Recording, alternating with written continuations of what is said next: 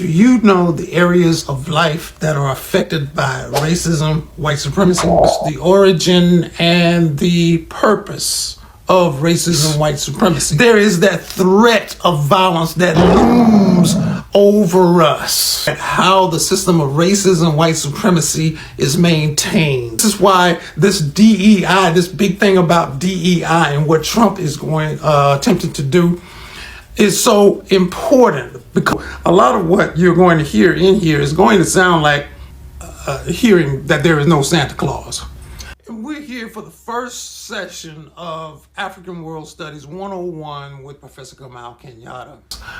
You can also visit my website at ProfessorKenyatta.com if you want to get a little bit more background about me and see the resource that I have made available on the website. This is how you start an educational revolution. Somehow this white woman ended up on the right side of TikTok, and I was inadvertently invited to join Dr. Barlow's class. And since then, I have been automatically enrolled in course after course. We were supposed to be resting and having fun. And just for fun, Black women decided to create an online university. Excited to have you, amazing viewer. I'm so delighted to bring to you the first lesson from UManTalk University. Since so many people mentioned of not having the TikTok app, I decided to bring the lesson here, right here for you, so that we can all learn along. Happy Black History Month, and in this month I will be bringing to you lessons from UManTalk University and also from other creators on TikTok who are providing lessons of this Black History Month. Happy Black History Month. I don't know where your government is at it, but yeah, happy Black History Month. We have to learn, we have to educate ourselves, we don't have to erase our history, and we are here for educational purposes. Kindly subscribe for more related videos and also take some good notes. We are here to learn. Enjoy the rest. When did I become black? The moment I was conceived by my parents, two black people, and I was born into this world as a black person. If you have to have a specific incident to happen to you to determine that you were black, I posted a question the other day. What is the number one problem facing African people? And several of you gave responses in the comments. Some said we need more education, we need more unity, we don't have enough trust, we need more jobs, more money, more laws, and so forth. And those answers were good answers. The problem is they didn't answer the question. They are actually symptoms of the problem. When it comes to African and black people, and I'm going to talk about this topic of African and black people so that we're all on the same page about that. So what is the number one problem facing black people and African people? The number one problem, believe it or not, is racism, white supremacy. Now, that's going to sound simple to some of you, like racism, white supremacy. The problem, however, with that is most people actually don't know what racism is. I wrote an entire book about this, The White People Show, how to understand racism and still be wrong about it. Many people, instead of saying racism, will say other words that do not mean racism. So we need to look at what is racism and what is not racism. So some of the words that people use, for example, is prejudice instead of racism. They will say this prejudice thing that happened. Now, racism is not prejudice. Prejudice is not racism. Racism, as you can see, is an unfavorable opinion or feeling formed beforehand or without knowledge, thought, or reason to support the opinion of feeling. Now, there is racial prejudice, but it is not racism itself. The other word that many people use is discrimination when they mean racism. Discrimination is simply the ability to distinguish between two or more options that are available. So there is racial discrimination, but discrimination in and of itself is not racism. Many people will say racism is hate. Racism is not hate. Hatred is a byproduct of racism, but it is not racism, just an intense, passionate feeling of dislike for someone is what hatred is. So now, what is racism? Simply stated, racism is the belief or doctrine that one or one's group is superior to others based solely on skin color. We'll repeat that. The doctrine or belief that one or one's group is superior to, that means that they think that they're better than others because of their skin color.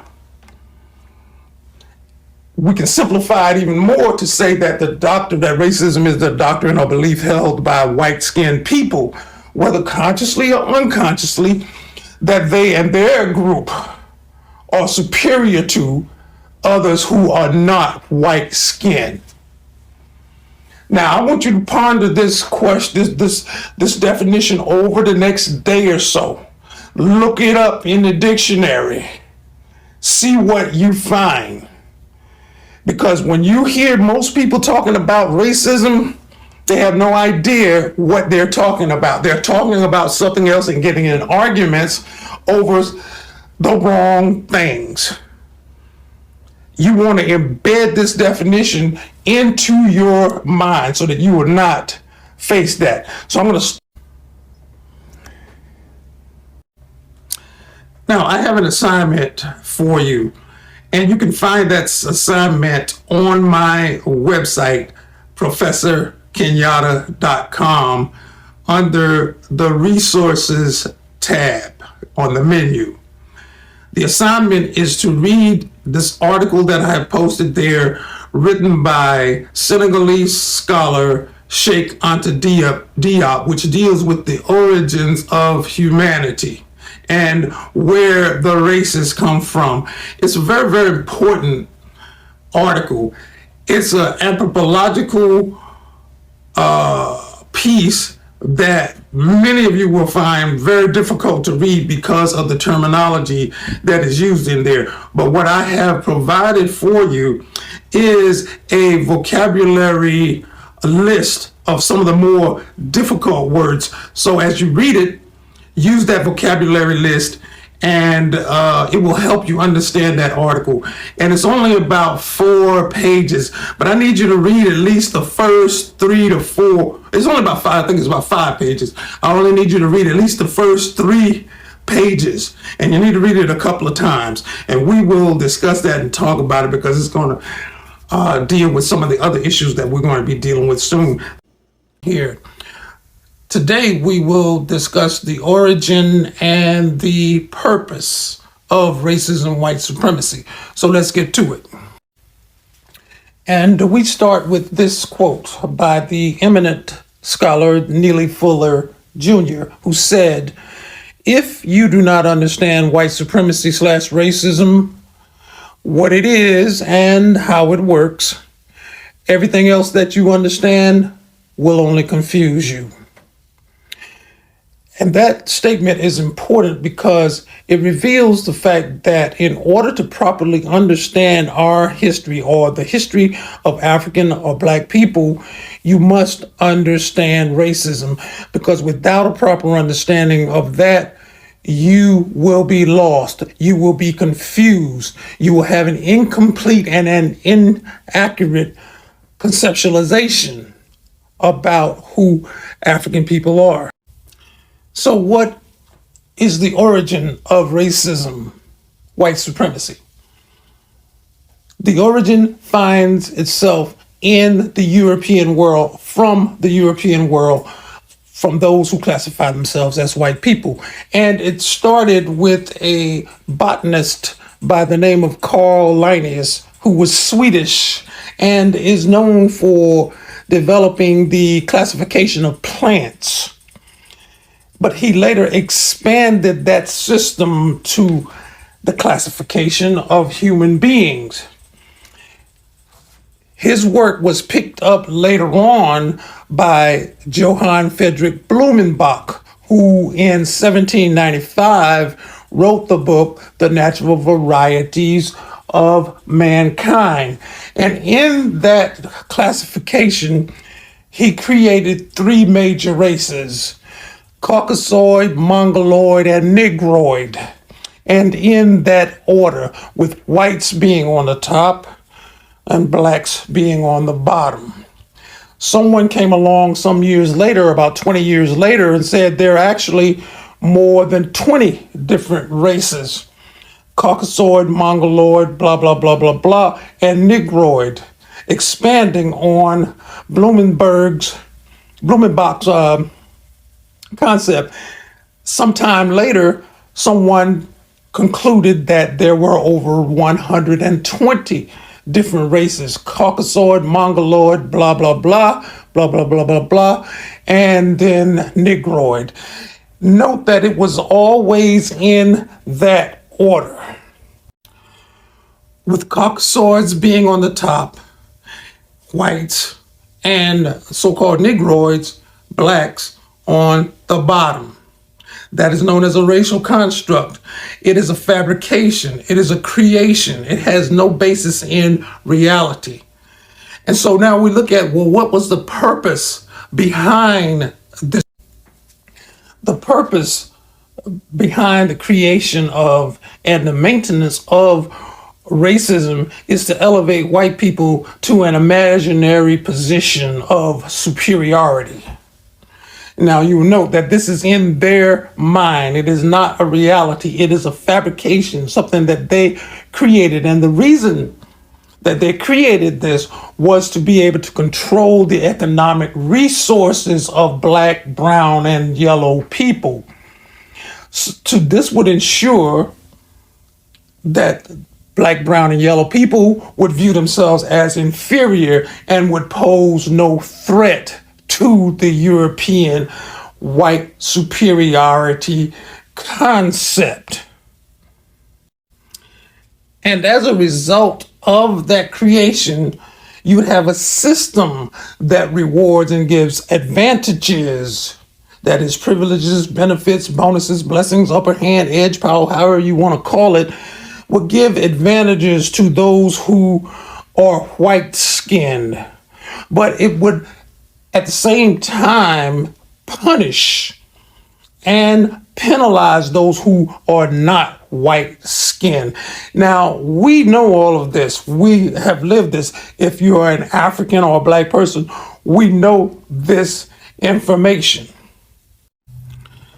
But it gives you a grounding, a foundation from which to explore and understand why there is this antagonism that goes on, where they don't want us to know our history, where they have hidden information from us. They will not teach it in their school systems because the idea of our inferiority, supposed inferiority, must be maintained. 3. Today we're going to look at how the system of racism, white supremacy is maintained. So let's get to it. So how is this system maintained? It's maintained by using deceit, violence, the threat of violence, and injustice or inequity. So I want to take each one of these and break them down a little bit. It's maintained through deceit. Another word for lying.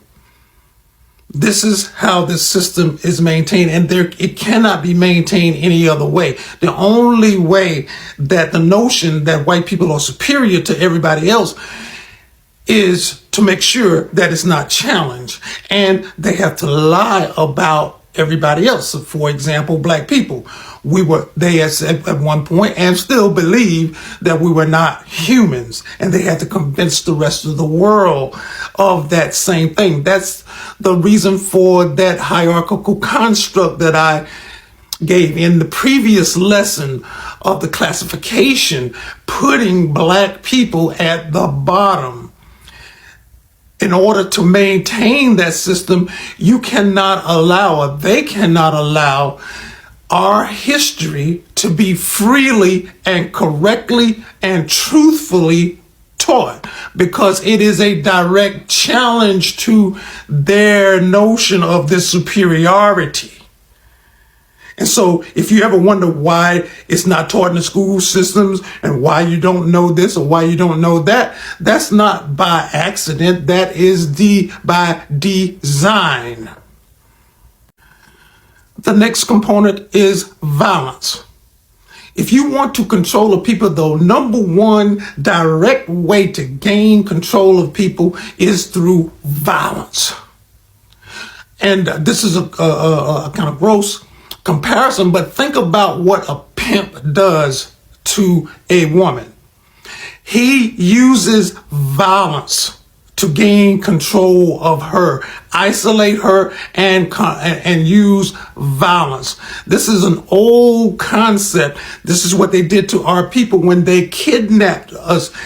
They used violence to let us know that they were in control. And if where they don't use violence, they use the threat of violence. And when we think about it now, when we encounter the police, there is that threat of violence that looms over us. You know, we don't want to make any missteps, don't want to say anything wrong because we know the violence that can occur.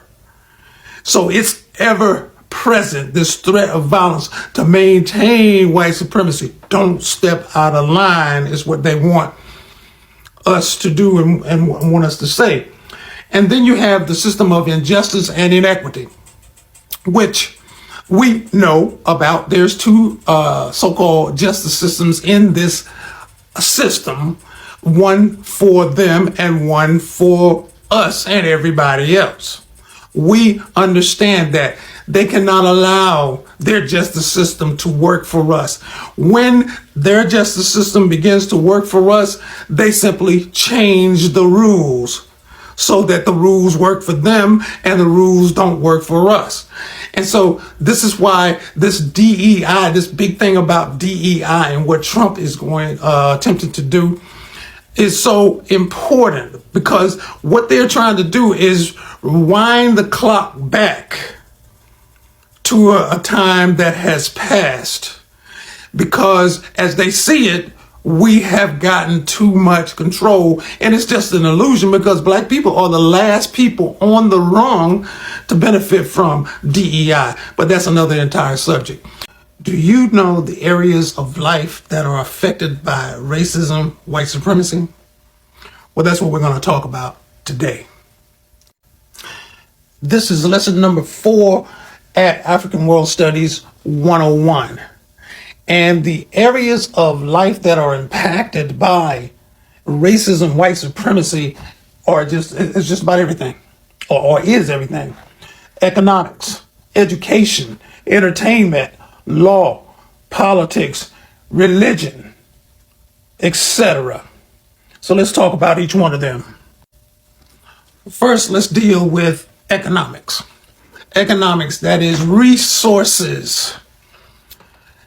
How does racism, white supremacy affect economics? It's the number one thing. Think about this.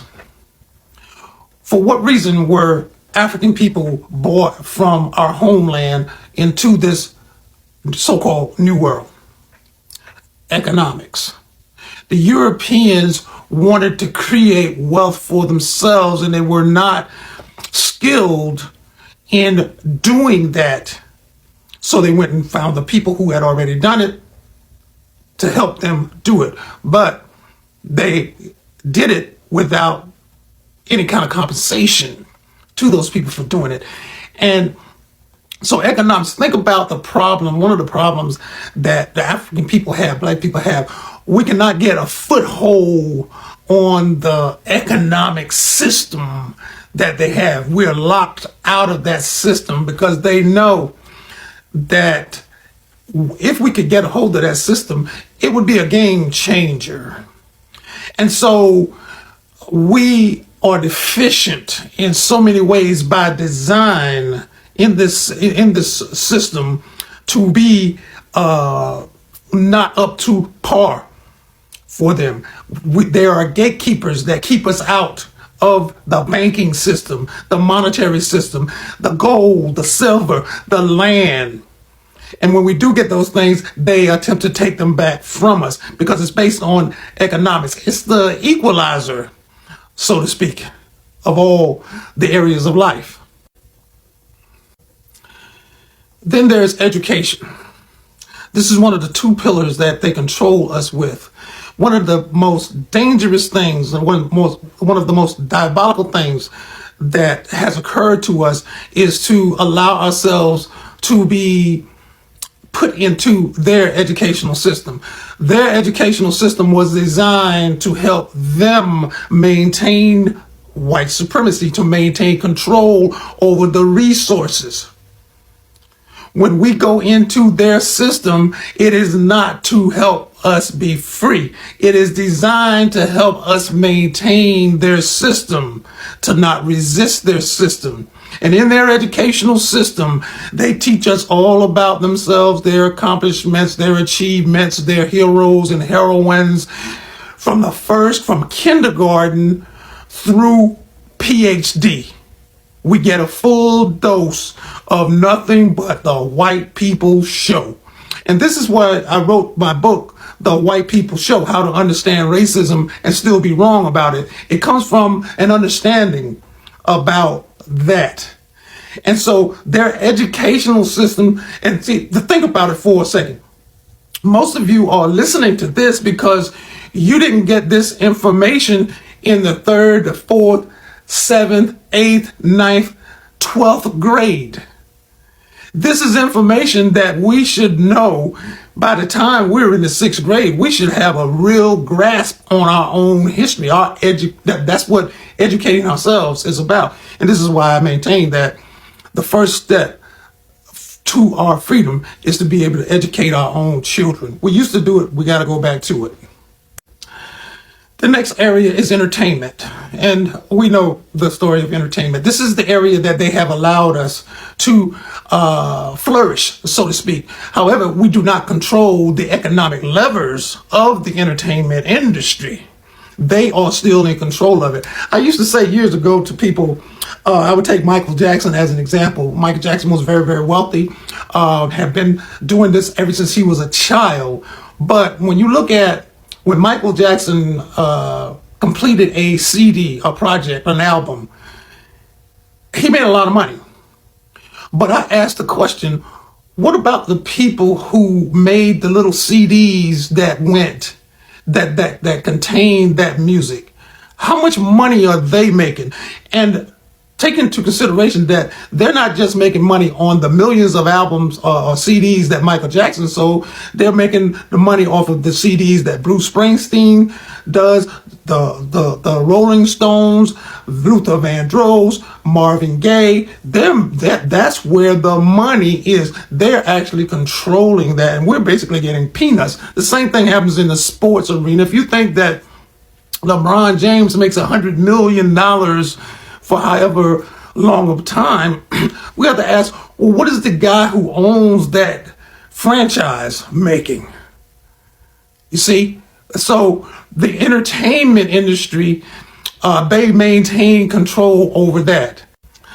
Next, we look at law, and that's almost without no need to explain. They make the laws to fit themselves, and particularly rich white men in particular. But the laws are not made for black people or brown people or yellow people in this country. And next we look at politics. We look at politicians. They're the ones who help make up the rules and distribute the money and so forth.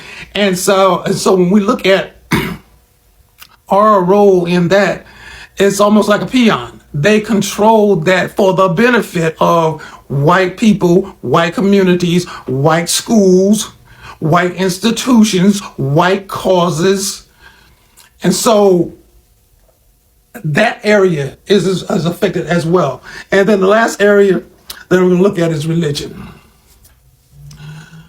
The white God doctrine. My mentors taught us about this years ago. You can go to any black church, for example, anywhere in the nation, and you will in most cases see an image of a white male image of Jesus Christ in an all black church. And virtually no one in that congregation asked, why is there this white guy up here?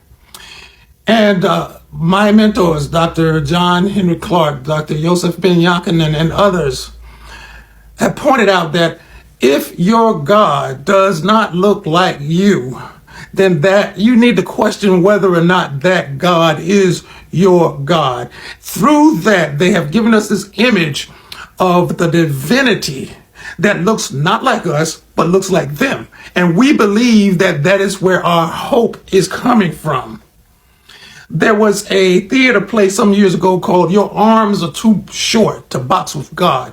And the reason your arms are too short to box with God, because we do not make a distinction between that white God image that we see in the churches and so forth, and the white man that we see walking down the street or on television. They are one and the same. So racism, white supremacy permeates it all. And I've just given a real fast flyby on this. What do you think? What are your thoughts on this? Leave it in the comments, and I'll see you in lesson number 5.